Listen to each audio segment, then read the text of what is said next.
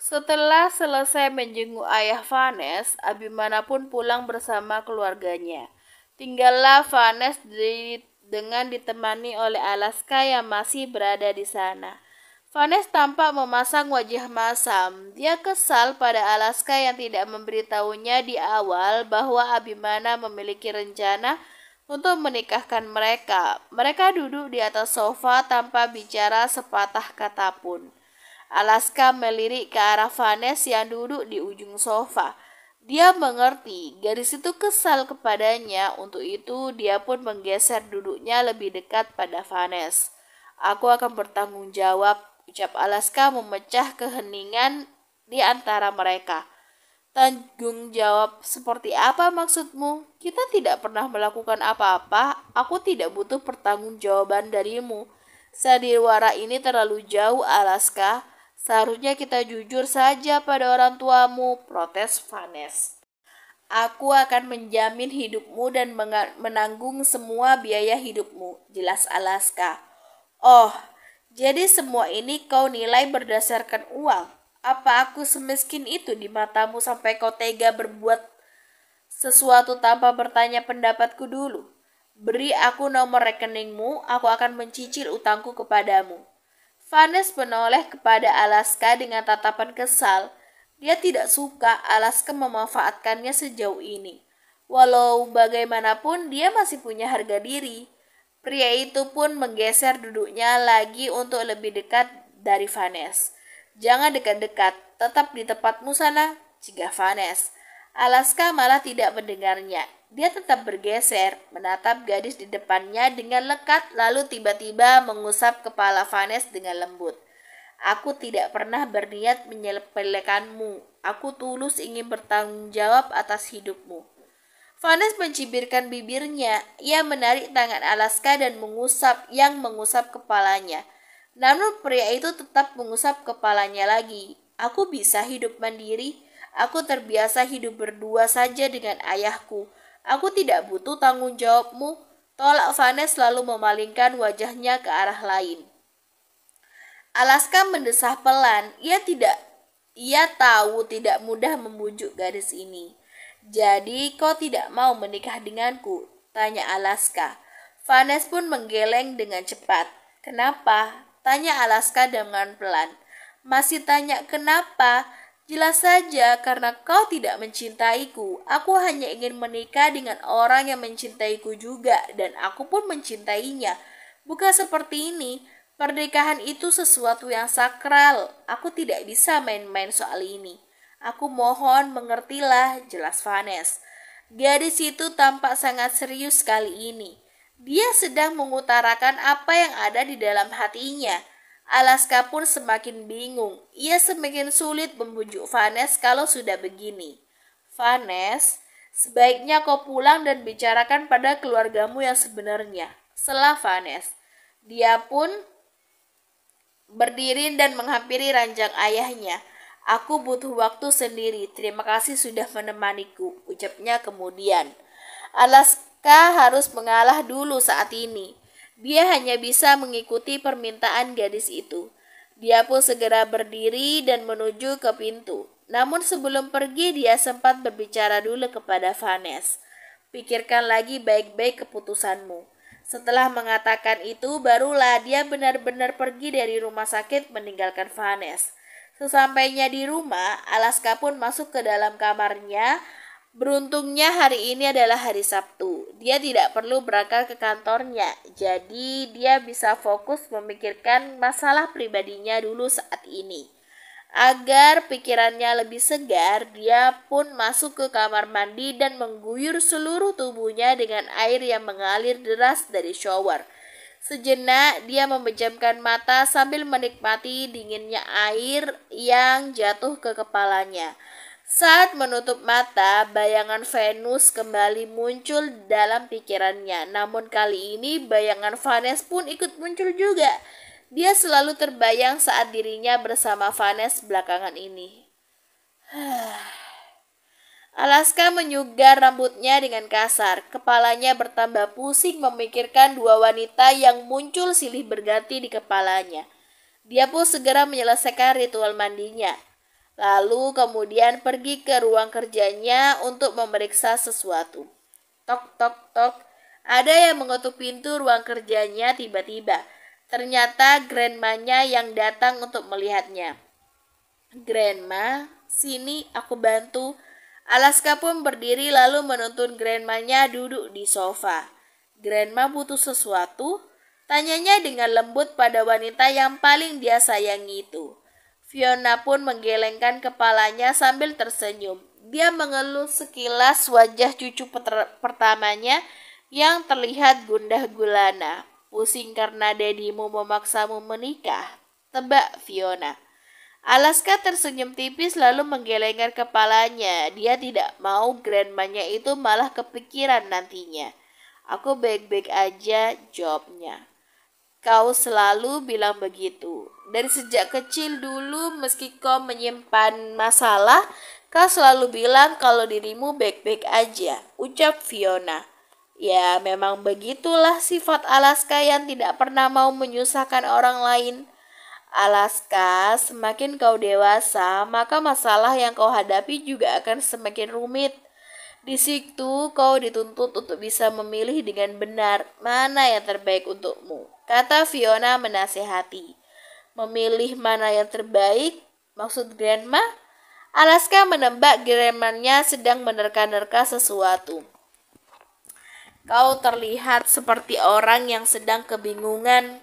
Grandma sangat mengenalmu. Saat ini ada dua kemungkinan yang mungkin membuatmu bingung. Pertama, apakah menikah muda adalah pilihan terbaik untukmu dan Vanessa? Atau bisa jadi... Fiona menjeda sejenak mengundang rasa penasaran Alaska. Alaska pun menatap intens grandmanya menunggu perkataan selanjutnya. Bisa jadi kau bingung siapa gadis yang seharusnya kau jadikan sebagai istrimu. Aku tidak mengerti maksud grandma, ucap Alaska. Kau mengerti, sangat mengerti. Kalau kau tidak mau jujur pada orang lain, setidaknya jujurlah pada dirimu sendiri. Kalau benar Vanessa adalah gadis pertama yang menjadi kekasihmu, kau tidak akan ragu untuk menikah dengannya. Bukan seperti sekarang. Kau sepertinya banyak berkilah untuk dinikahkan dengan gadis itu. Jelas Fiona yang membuat Alaska terdiam. Alaska, Mami Tiaramu juga bukan cinta pertama Abim, dedimu. Tapi Tiara adalah cinta sejatinya. Karena itu, sejak pertama kali mereka bertemu, mereka sudah cocok dan sama-sama nyaman, sehingga akhirnya mereka hidup bahagia sampai sekarang. Cinta itu memang unik, nak, datangnya tanpa disangka-sangka. Makanya, Grandma memintamu bertanya pada hatimu sendiri. Hanya dirimu yang bisa menentukan jalan hidup yang kau pilih nanti. Alaska semakin terdiam mendengar nasihat dari grandmanya. Sebagai orang tua yang sudah banyak makan asam garam kehidupan, tentu saja Fiona sangat bijak menyikapi setiap masalah. Dia sengaja menemui cucunya untuk memberikan nasihat agar Alaska tidak bingung lagi dengan pilihan yang akan dia ambil. Sudah mengerti sekarang? Tanya Fiona sambil menyalami wajah bingung cucunya. Akhirnya Alaska pun mengangguk samar. Akan aku pikirkan baik-baik, Grandma, jawabnya dengan singkat. Fiona pun tersenyum mendengarnya. Dia percaya cucunya ini bisa mengambil keputusan yang tepat nantinya. Di rumah sakit, Vanessa masih menunggu ayahnya seharian di sana sampai sore. Sebenarnya dia juga ikut gelisah memikirkan calon mertuanya yang memaksanya agar segera menikah dengan Alaska. Jujur, tak bisa dia pungkiri kalau pria itu memang sangat tampan, karismatik, dan nyaris sempurna. Tapi sayangnya tidak ada cinta di antara mereka. Lalu, apa pondasi utama mereka akan berumah tangga? Apa ingin memainkan sandiwara seumur hidup? Tidak, dia tidak mau terjebak dalam pernikahan yang seperti itu. Sedang gelisah memikirkan masalahnya, tiba-tiba alat pendeteksi jantung ayahnya berbunyi kuat. Vanessa menoleh ke layar monitor. Detak jantung sang ayah tiba-tiba malah melambat. Ayah kenapa ayah? Vanes langsung panik melihat itu. Dia pun memencet tombol panggilan untuk memanggil perawat yang berjaga. Ayah, bertahanlah. Sebentar lagi dokter akan datang. Tolong bertahanlah, ayah. Vanes memegangi tangan sang ayah.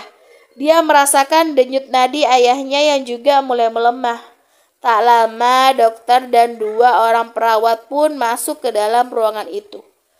Dokter, tolong ayah saya, dokter. Tiba-tiba saja detak jantungnya melemah, ucap Vanes dengan suara bergetar. Matanya sudah mulai mengembun saat itu. Dia sangat takut jika hal yang paling dia takutkan terjadi pada ayahnya. Nona, tolong tunggu di luar dulu ya, biar kami menangani pasien. Baik, dok. Vanes pun segera keluar sesuai arahan dokter. Sementara tim dokter pun langsung memberikan penanganan pada ayahnya. Di depan pintu, Vanes menunggu sang ayah dengan tidak sabar. Dia tidak mau terjadi apa-apa pada ayahnya. Rasa takut, panik, dan deg-degan bercampur menjadi satu dalam benaknya. Dalam hati dia tidak berhenti berdoa agar ayahnya tetap baik-baik saja. Ya Tuhan, aku mohon jangan ambil ayahku. Aku hanya punya ayahku saat ini saja. Tolong jangan ambil lagi keluargaku yang hanya tersisa satu ini, Tuhan. Aku mohon padamu, tunjukkan kuasamu, berikan kesembuhan untuk ayahku, Tuhan. Air matanya sudah mengalir deras seiring dengan doanya yang dia panjatkan untuk kesembuhan sang ayah. Beberapa menit menunggu dengan cemas di luar, tiba-tiba pintu ruangan dibuka dari dalam. Keluarlah sang dokter dengan wajah dukanya. Bagaimana ayah saya, dok? Ayah saya baik-baik saja kan? Tanya Vanes dengan ngotot. Nona, kami sudah berusaha semaksimal mungkin. Namun tetap Tuhanlah yang menentukan.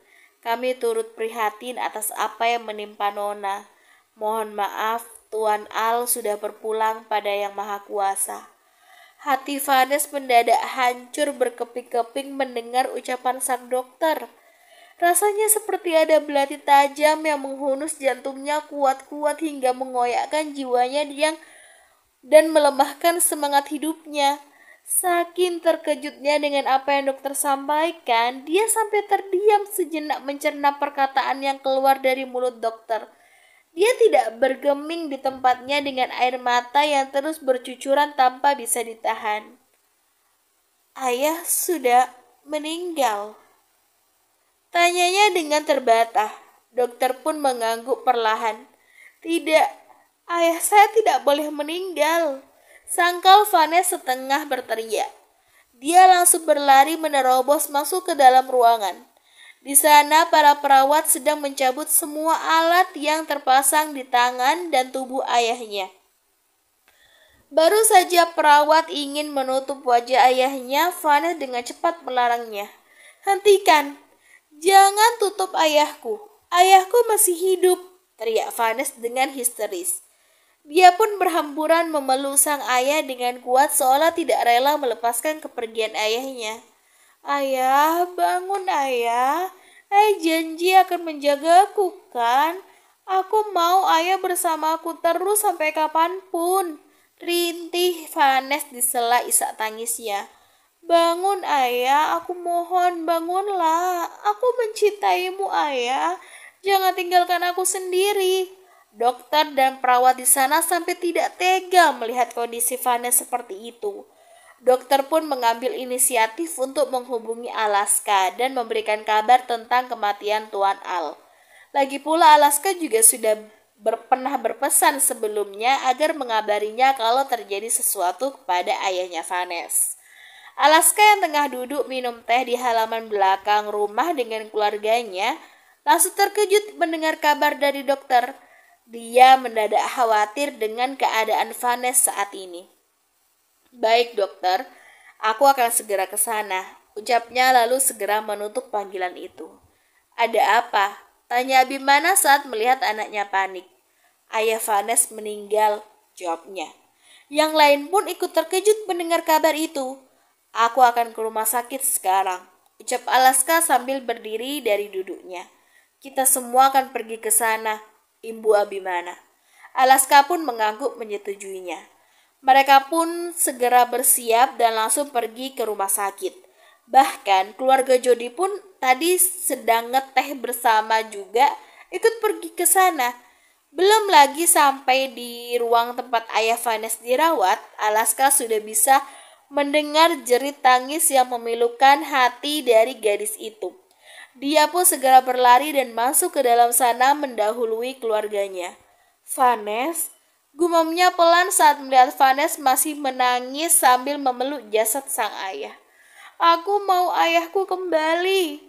Ayah tidak boleh meninggalkanku. Aku mau ikut ayah saja, ratapnya lagi sambil sesungguhkan pada jasad ayahnya. Alaska pun mendekat dan menarik pelan gadis itu. Tidak, pergi sana. Aku ingin bersama ayahku, usir Vanessa. Alaska terpaksa menarik lebih kuat gadis itu dan langsung memeluknya kuat-kuat. Vanessa berusaha memberontak, tapi tidak cukup kuat melawan pria itu. Tolong lepaskan aku, biarkan aku ikut ayahku. Suara Vanessa terdengar mulai melemah. Dia sudah mulai lelah menangis terus-menerus dari tadi. Alaska pun terus memeluk gadis itu kuat-kuat agar Vanessa merasa lebih tenang.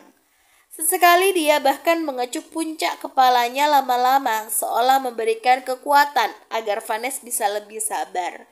Aku akan selalu ada untukmu. Tenanglah, aku akan terus bersamamu. Bisik Alaska dengan sungguh-sungguh. Aku ingin ayahku kembali. Vanessa terisak dalam pelukan Alaska sambil memukul-mukul pria itu. Dia masih belum bisa menerima kepergian ayahnya secara mendadak. Dia pikir sang ayah akan sembuh kembali setelah melakukan operasi. Tapi ternyata harapannya kini telah musnah. Ayahnya sudah menutup mata dengan rapat dan tidak akan pernah membukanya lagi. Aku mau ayahku, rintihnya. Suaranya masih terdengar sesegukan. Alaska masih memeluk Vanessa dengan erat. Gadis itu masih membutuhkan dekapannya agar bisa lebih tenang. Dia mengerti, sangat tidak mudah bagi Vanessa melalui semua ini. Kini, dia hanya sebatang kara tanpa ada keluarga yang mendampinginya. Ikhlaskan kepergian ayahmu. Kalau kau seperti ini, kau hanya memberatkan jalannya untuk pergi, bisik Alaska dengan lembut. Aku belum siap kalau ayahku pergi secepat ini. Vanessa menangis lagi namun tidak sekencang tadi. Bersabarlah, aku tahu ini berat bagimu. Aku mengerti, kapanpun kau butuh sandaran, aku selalu ada untukmu. Ucap Alaska dengan sungguh-sungguh. Ia melerai pelukannya, lalu mengusap air mata Vanessa yang membasahi wajahnya yang sudah memerah dan sembab. Sudah waktunya ayahmu berkumpul dengan ibumu di surga sana. Jadi ikhlaskan kepergiannya, bujuk Alaska lagi. Ia menangkup kedua pipi Vanessa dengan tangannya. Lalu jempolnya terus menyeka air matanya yang sulit berhenti mengalir itu. Sejenak Vanessa berpikir, ada benarnya yang dikatakan oleh Alaska. Sudah lama ibunya meninggal dunia. Ayahnya pasti merindukan cinta sejatinya itu. Sangat egois kalau dia menghalangi jalan mereka yang hendak bersatu di surga. Di sisi lain, dia merasa masih berat ditinggalkan sebatang kara oleh ayahnya. Kemana lagi tempatnya mengadu, berkeluh kesah, berbagi cerita, dan bermanja-manja kalau bukan dengan ayah yang selama ini mengasuhnya. Aku percaya kau gadis yang kuat, kau pasti bisa mengikhlaskan ayahmu. Akhirnya dengan berat hati, Vanessa pun mengangguk samar. Kalaupun dirinya tidak merelakan sang ayah pergi, tetap tidak dapat mengubah kenyataan bahwa ayahnya sudah tidak ada lagi di dunia ini. Aku ingin memeluk ayahku untuk yang terakhir kalinya. Lirih Vanessa sambil menarik tangan Alaska dari pipinya. Alaska pun mengangguk lalu menuntun Vanessa mendekati jasad ayahnya. Kali ini Vanessa tampak lebih tenang meski air matanya masih tidak berhenti bercucuran. Dia memeluk cinta pertamanya itu dengan erat diiringi isak tangis yang memilukan. Tiara dan Tanaya yang ikut menyaksikan itu ikut merasakan kesedihan yang dialami oleh Vanes. Mereka serentak memeluk Abimana di sisi kiri dan kanannya. Rasanya pasti sangat berat ditinggalkan pergi oleh orang yang sangat kita sayang. Selamat jalan ayah, selamat bertemu kembali dengan ibu, bisik Vanes dalam hati. Dengan berat hati, dia pun merelakan jenazah ayahnya diurus oleh pihak rumah sakit. Begitu perawat menutup wajah ayahnya dengan kain, Vanes langsung memalingkan wajahnya karena tidak kuat melihat peristiwa itu di depan matanya. Alaska yang peka segera menarik Vanes kembali ke dalam dekapannya. Sekali lagi gadis itu terisak di pelukannya. Sore itu juga ayah Vanes langsung dikebumikan karena memang sudah tidak ada lagi keluarga yang akan ditunggu. Langit mendung sore itu seolah ikut berduka atas kepergian seorang ayah yang meninggalkan putri semata wayangnya selama-lamanya. Rekan kerja ayah Vanes dan teman-teman sekampusnya datang silih berganti mengucapkan bela sungkawa saat di pemakaman. Vanes sendiri hanya diam membisu dengan wajah yang sendu. Dia menatap pusara sang ayah dengan pandangan yang melayang jauh entah kemana. Tepat di sampingnya, Alaska ikut berlutut di pusara ayahnya. Sesuai janjinya, dia akan selalu ada untuk Vanes, terutama di saat-saat seperti ini. Satu persatu orang-orang yang berziarah pulang kembali ke rumah masing-masing. Hanya menyisakan Vanes dan Alaska saja di sana. Keluarga Abimana juga ikut pulang. Mereka memberikan ruang pada Vanes untuk mengenang ayahnya. Pulang sekarang? Tanya Alaska sambil menyentuh pundak Vanes. Gadis itu menggeleng lemah. Dari tadi pandangannya tak beralih dari batu nisan sang ayah. 5 menit lagi, oke? Alaska memberikan waktu lagi untuk Vanes melepaskan rasa rindu pada ayahnya. Tak ada sepatah kata pun yang keluar dari mulut Vanes itu sejak di pemakaman tadi. Vanes terlihat sangat terpukul atas kepergian ayahnya. 5 menit kemudian, Alaska kembali membujuk Vanes untuk pulang. Tapi gadis itu tiba-tiba menangis lagi sesegukan. Boleh aku ikut ayahku? Tanyanya tiba-tiba. Alaska tidak memberi waktu lagi. Vanes tidak boleh berlama-lama di sana. Lagi pula hari pun sudah semakin gelap. Ikut aku aja, kita pulang sekarang. Bujuk Alaska dengan lembut. Dia menyeka air mata gadis itu lalu menuntunnya untuk berdiri. Dia merangkul pinggang Vanes dengan posesif lalu menuntunnya meninggalkan pemakaman tersebut. Di dalam mobil, Vanes masih terisak beberapa kali sebelum akhirnya dia ketiduran. Fisik dan batinnya sudah cukup lelah. Hari ini menjadi hari yang paling berat selama hidupnya. Mobil pun melaju menuju ke rumah keluarga Williams. Alaska sengaja membawanya ke sana karena tidak ingin membiarkan Vanes tinggal sendirian di rumahnya sementara waktu. Dia takut gadis itu akan berbuat hal yang bukan-bukan nantinya. Lagi pula Abimana juga menyarankan hal yang sama agar Vanes dibawa pulang ke rumah mereka saja. Sesampainya di rumah, Alaska menggendong Vanes keluar dari mobil. Gadis itu tampak masih tertidur pulas dalam gendongannya. Dia sepertinya sangat lelah. Alaska pun membawanya masuk ke dalam kamarnya. Ya, dia membaringkan Vanes di atas tempat tidur miliknya. Selanjutnya, Alaska melepaskan sepatu yang masih melekat di kaki Vanes. Kemudian dia duduk di pinggir tempat tidur sambil merapikan anak rambut Vanes yang menutupi sebagian wajahnya. Wajah sembab itu tampak begitu berduka. Alaska sampai tidak tega melihatnya. Sambil mengusap-ngusap rambut Vanes dengan perlahan, Alaska sambil memikirkan bagaimana nasib Vanes ke depannya nanti. Dia tidak menyangka takdir akan mengikat hubungan mereka sejauh ini. Sepertinya takdir sengaja menyiapkan dirinya sebagai pengganti ayah Vanes yang akan menjaga dan juga melindunginya. Lama Alaska berperang dengan pemikirannya sendiri. Tak sadar di luar sana matahari pun sudah tergelincir. Dia berdiri meninggalkan Vanes sebentar untuk mandi dan berpakaian. Ayah, lirih Vanes dengan pelan. Matanya masih terpejam. Alaska yang baru selesai berpakaian segera menghampiri gadis itu. Alaska mengusap-ngusap kening Vanes dengan jempolnya. Gadis itu sepertinya hanya mengigau saja. Dia pun menarik selimut dan menyelimuti Vanes sampai batas dada. Tidurlah, aku akan menjagamu di luar, ucap Alaska setelah menyelimuti gadis itu. Tiba-tiba saja tangannya malah ditahan oleh Vanes. Dia pun sedikit terkejut lalu melihat Vanes yang mulai membuka matanya yang masih sembab dengan perlahan. Tunggu, bisakah kau menemaniku malam ini? Pinta Vanes dengan lirih. Gadis itu seolah tidak ingin ditinggal sendiri. Alaska pun dengan cepat mengangguk dan kembali duduk di pinggir tempat tidur. Aku akan menemanimu. Sekarang tidurlah lagi, pejamkan matamu. Vanes tidak membantah, ia langsung menutup kembali matanya begitu Alaska memintanya. Tiba-tiba saja Alaska pun menunduk lalu mengecup puncak kepala Vanes cukup lama. Bersambung.